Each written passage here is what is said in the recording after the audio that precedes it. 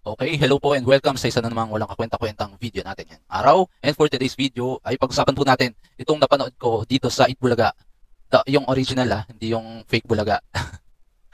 Yung EAT, sa EAT na lang. Okay, EAT Bulaga. Legit Dabber Gods. Ako. Yan, itong video November 22.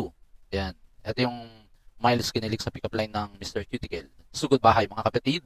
EAT November 22. Okay? So may nabunot na isang contestant sa Sugod Bahay Gang na in-interview nila at ngayon itong nanay ay pinag-usapan nila kung sino nga daw yung naiiwan dun sa mga anak niya. Parang 4 yata yung anak niya. Pero ngayon pakinggan natin si nanay. Okay? Yung panganay ko po andun po. Ilang taon na? Ilang taon po? Ano po? 24. Nasaan siya? Nakakulong po. Nakakulong? Bakit po? Siya ba yung pumalo doon sa matanda? Hindi po. Ano? May nakasalubong kasi sila kanina sa mismo nasa iskinita na matandang nakabandage, pinukpok daw ng apo na 20 plus years old na, 20 years old. Pinukpok yung lola sa kamay, tapos yung lola may bandage. Tapos yun, eto noon, sabi ni Jose, yun ba yung pumukpok dun sa kanina? So, yun, eto yung pumukaw ng nanonood kami ng asawa ko neto. Every time na, siguro most of the time na pag nagla-lunch kami, nanonood kami ng EAT, yung team replay kami, okay? Pero pagkagabi na, medyo nakakawala ng gana pagkagabi mo pinanood tapos tanghalian yung video na to. Kaya usually nanonood kami ng EAT sa tanghali. Team replay. Bali 7 hours ang difference ng Italy at saka Pilipinas. So pag tanghali dito kami nanonood mga 12:30 sa Pilipinas gabi na. 7 o'clock na ng gabi. Pero para na rin kami nanonood ng live dahil nga tanghali kami nanonood at kumakain. Kasabay namin sa tanghalian ng EAT dito sa Italy, okay? So, yun nga, napukaw yung aking critical thinking, sabi na natin ganun. Doon napanood ko tong video. Sabi ni nanay, nakakulong, okay? Bakit nakakulong? Pakinggan natin. Ano nangyari? Maaga po kasi siyang nabarkada. Oh. Kahit anong pong gawin ko sa kanya. Nabarkada daw po na maaga? Inuwi na po namin siya sa Bicol. Wala, ganun pa din siya. Sa Bicol, siguro, inuwi sa Bicol para magparehab. Pero ganun pa rin daw, okay? Bicol. Sa lima ng Camarines. May bisyo, na bisyo. Nabarkada daw po. Kailan Ayan, nabarkada, nabisyo. Kaya, po siya uling nakita ate. itong April lang po, April 12. Paano po siya nakulong? Ano, pinakulong ninyo? Pinakulong po namin kaysa ayan, pinakulong daw nila. Okay, pinakulong nila. Nando doon na sa kulungan, naman na makita namin siyang nalulugmok na po siya. nalulugmok. Ibig sabihin, nagda-drugs, okay? So, let's continue. Pinakulong po namin. Alam nyo, Sila na mismo yung nagpakulong. Understood na may ikinaso, okay? yung may isa sa pinakamahirap sa magulang yan. Yes po. Yung sarili mong anak, ipapakulong mo, akala nila masama kayo. Yun ang tatanong sa isip nila eh. Lalo na pagka under influence pa rin siya ng drugs, mas tumatatak pa rin yung galit dun nung anak sa lalo na yung magulang mo pa yung nagpakulong, okay? Ang tatatak pa rin diyan yung galit na bakit mo ako pinakulong nanay kita. Parang ganoon, okay? Yun po. Pero hindi lang iniisip, yung kapakanan mo lang, inaalala namin. Nabibisita nyo naman. Yes po. Bukas po. Kumusta naman siya? Po, bukas. Pero may alam na nga natin na pinakulong nila, pero may sinabi tong sinanay na medyo napaisip ako bigla. Napaisip kami ng asawa ko kasi nga nanonood kami habang kumakain. Napaisip ako, pakinggan natin. Kung may bisyo, dapat i-rehab. Oo, tama yung yung suggestion ni Tito Soto. Okay. Kung medyo nalugmok na nga at medyo grabe na, kailangan iparehab, di ba? Kaso pinakulong daw. Rehab. Lalala sa City Jail yun. Nasa Kaso city jail po ba? Wala po kasi kaming pera pang rehab. Ay, libre sa Bikutan. Ano na lang. Alam mo yun, isa sa mga advantage talaga pag may alam ka sa kapaligiran mo, pag may alam ka rin sa batas, kung ano yung mga services ng gobyerno na libre, kung saan ka pwede tumakbo ng mga services na libre. Okay? Pag may kaalaman ka sa surroundings mo, okay? Kunyari, ganyan, may problema ka sa pamilya nyo na nagda-drugs o kaya lulong na, kung maghahanap ka lang talaga, may mga agency na pwedeng tumulong sa inyo na hindi mo kailangan magbayad na government services. Okay, ito yung sinasabi ni Tito Sen na libre sa Bikutan, okay? Ako hindi ko alam. Syempre, pagka pag may mga services na ganyan, sinusubukan mong alamin kung saan may mga services na ganun na libre, okay? Dahil pag in-offer naman yan ng gobyerno, mostly libre naman yan mga rehabilitation center na ganyan na hindi mo kailangan magbayad. Okay? Yun lang naman doon, di po ba, Tito Sen? Pakukuha natin na sulat.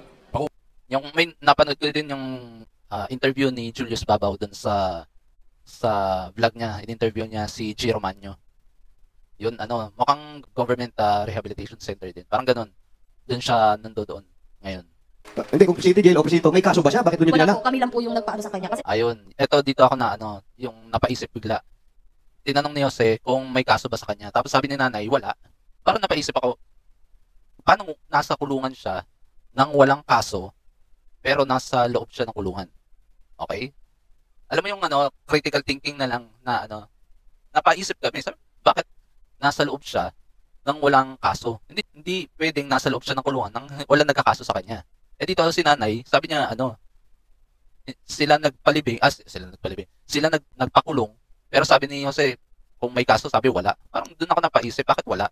Eh di dapat, dahil bandang huli, ang malilintikan dyan yung mga pulis, ba't ka nagpapakulong nang wala naman ikinakaso sa kanya? Diba? Ulitin natin. Hindi, kung city jail o presinto, may kaso ba siya? Bakit doon yung wala dinala? po, kami lang po yung nagpaano sa kanya. Ayun, wala po. Doon kami napaisip ng asawa ko. Wala po, walang kaso. But kung walang kaso, edi hindi siya dapat nandun sa loob. Kaya sa tingin ko dito, pati si Tito Sen rin alarma din Kaya so, dapat Pero bandang ulit, dito naman sa video, nalinaw din. Okay, hanapin natin yung video, yung part na yon. Na nilinaw ni nanay na sila na yung nagkaso. Aba, Okay? wala. Linawin nga natin ngayon. Mahal ka na. Ayan, ito yung sabi ko nga kanina, parang napaisip din si Tito Sen. Okay? Kaya sabi ni Tito Sen, linawin nga natin. Sabi niya kanina, ipinasok niya. Pinasok? Paano Opo. mo na ipasok? Ano ba? May kaso ba? Paano niya naipasok doon sa self-keeping? Ano O bakit ganun katagal po? Pinasuhan po siya. Yun na, Tito Sen, Ano? kinasuhan. Okay, nasuhan. Okay? Kaya napaisip ako ng na sabi, hindi daw, nung una walang kaso, pero sila nagpakulong. Okay? Parang ang gulo nung una nitong part nung in-interview si nanay. Pinakulong nila, nasa kulungan, pero hindi sila yung nagkaso. Parang napaisip ako, di ba? Iba yung natututunan ko kay Atty. Maraming salamat, Atty. Libayan. Yun ang nakakahasa ng ng critical thinking. Di ba yung mga ganitong sitwasyon na kahit hindi ka nakapag-aral ng law, yung pagkaka-explain, ginagawang simpleng explanation ni Atty. Libayan is na bubuksan yung isip mo sa mga isyong ganito. Na sila yung nagpakulong, si nanay nagpakulong, pero nung tinanong kung nagkaso sila, sabi hindi daw nung una. Tapos yun, ipapaliwanag ngayon dito, tinanong din ni Tito Sen na liwanagin nga natin. Tapos pakinggan ulit natin. Pinasok? Paano mo Opo. na ipasok? Ano ba? May kaso ba? Paano niya naipasok doon sa self-keeping? Ano po? O bakit ganun katagal po? Pinasuhan po siya. Yun na, Tito Sen, Ano? kinasuhan. Ayun. Pero, ibig sabihin ng Tito Sen, may nakapatong na kaso. Sino Kaya ganun nagkaso? katagal. Sino nagkaso? Sino nagkaso? Kami na rin po. Kasi Yun na, confirmed. Diba? Una, ang gulo ang gulo ng napaisip talaga kami. Nung una, sabi ni nanay, wala daw kaso. Pero sila nagpakulong, okay? Ayun, dito nalinaw na sila na yung nagkaso. Yun na rin. sa amin din. Oh. Sabi, kayo na po yung magdidesisyon noon kung gusto niyo ipakulong yung anak niyo para matigil po yung... Kung payag siya, ang importante, yung bata pumayag na dalhin siya sa rehab. Kaso nga lang hindi na siya bata, 20 plus years old na yung anak niya. So hindi niya nahawak. Kung sasabihin niya man na magpa-rehab ka, kung hindi naman gusto nung bata, sabihin na natin ng bata, ng anak niya, parang nasa tamang edad na siya na mag-decide kung gusto niyang pumasok. Kung ayaw niya, edi wala magagawa yung nanay niya. So dito bandang uli may suggestion si Tito Sen na tutulungan daw nila yung anak niya na magpa-rehab. And may suggestion din si Tito Sen. Ito yung suggestion ni Tito Sen dito kay nanay. Okay, na bago palayain dun sa kulungan, pag pinalabas diretso sa rehabilitation center. One last advice, Mayor. Huwag muna nilang i-withdraw yung complaint hanggat hindi nakukuha yung commitment order, ha? Para commitment order muna. Pagkatapos, para diretso to sa rehab. Ayan, huwag niyo muna daw kung i-withdraw. Huwag niyo muna i-withdraw yung complaint niyo. hanggat hindi nakakukuha yung commitment order para ang diretso paglabas sa rehab, ha? Okay? At hindi Yan, na para po pag dumating na yung letters o yung diretso na po doon, ha? Huwag Okay. mo na i-withdraw kasi palalabasin agad yun, ha? Okay. Okay. Baka pagkalabas nun kahit anong plano niyong iparehab tumakas din. 'Di ba? So, yun lamang po. Medyo yung siguro yung mga viewers din ni Atty. Libayan makaka-relate din sa issue na to na bakit makukulong yung anak mo kung hindi ka nagkaso. Kasi sa una nga, 'di ba? Sabi ni nanay, pinakulong nila, tinanong, kayo nagkaso? Hindi. Tapos bandang uli, nalaman din na kinasuhan nila yung anak nila. Okay. So, yun lamang po. Please paki-follow po ako sa Facebook page ko and paki-subscribe na rin ako dito sa YouTube channel ko. Okay? And maraming salamat po sa mga sumubaybay dito sa walang kwenta-kwentang video natin ngayong araw. And hanggang sa susunod, ingat po tayong lahat. Ciao, ciao.